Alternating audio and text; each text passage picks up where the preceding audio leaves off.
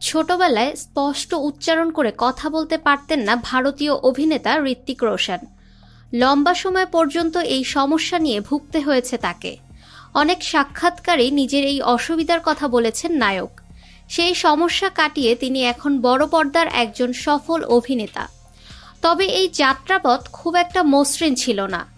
নিজের কথা স্পষ্ট করার জন্য চিকিৎসাও করাতে হয়েছিল এই অভিনেতাকে।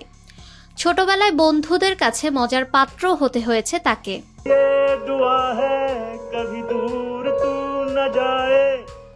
স্কুলে সবার সামনে তোতলা বলে তাকে অনেকে অপমানও করত।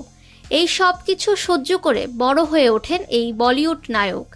নিজের মুখে তার এই খারাপ সময়ের কথা না বললেও সম্প্রতি নায়কের বড় বোন সুনয়না রোশন সেই ভয়াবহ দিনগুলোর কথাই বলেন এক সাক্ষাৎকারে।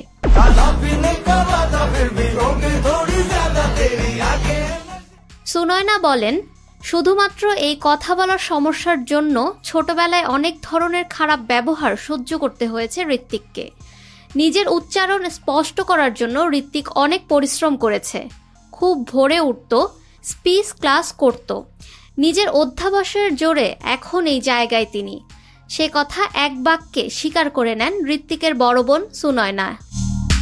ফাহমিদা বিনতে আনোয়ার, নিরপেক্ষ নিউজ ডেস্ক।